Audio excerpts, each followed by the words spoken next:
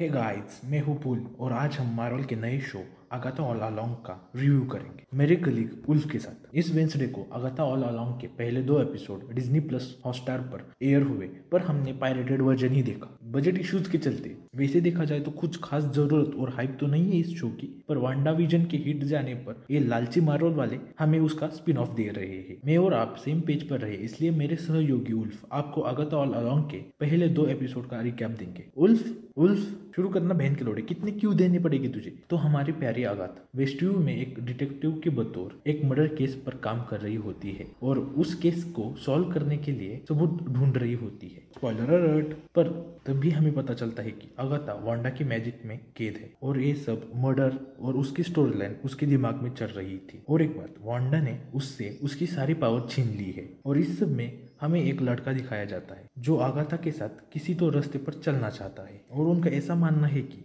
अगर आप इस सफर के अंत तक पहुंच गए तो आपको जो चाहिए वो मिलेगा। याद रखना इस लड़के को, ये बहुत मिस्टीरियस है क्योंकि अगाथा या फिर हम इसका नाम और इसका ओरिजिन नहीं सुन सकते। अब कुछ मेरे फेलो क्रिएटर्स इसे मेफिस्टो कहेंगे, पर मुझे नहीं लगता कि मार्वल वाले मेफिस्टो को इस शो से इंट्रोड्यूस करेंगे और इस शो से उसे इंट्रोड्यूस करना मेफिस्टो की बेइज्जती होगी। कहाँ वो डॉक्टर स्ट्रेंज का one of the great villain है और इस शो में लड़की से रहा है अगाथा से। तो फिर अगाथा और ये लौंडा मिलकर इस सफर पर चलने के लिए साथी ढूंढते हैं। और आपको इससे ज्यादा जानना है तो जाके शो देखो। वैसे देखा जाए तो ये शो किसी एडवेंचर मूवी जैसा होगा जिनमें खड़ूस हीरो को कोई मिस्टीरियस चीज चाहिए होती है और इसके लिए वो जाबाज और स्किल्ड लोगों की टीम बनाते हैं और इसी जर्नी पर उन्हें पता चलता है कि वो अच्छे हैं या फिर वो द चोजन वन है। और एंड में उनके दोस्तों की हेल्प से जो उन्हें चाहिए वो उन्हें मिल जाता है। अगर हम इसके सेटअप को देखें तो मेरी प्रेडिक्शन है कि ये एक मीडियोकर शो होने वाला है जिसमें हम अगाथा के बारे में जानेंगे, उसकी पर्सनैलिटी एक्सप्लोर करेंगे और मार्वल एपिसोड 5 में कोई ट्विस्ट डालकर शो इंटरेस्टिंग करने की कोशिश करेगा।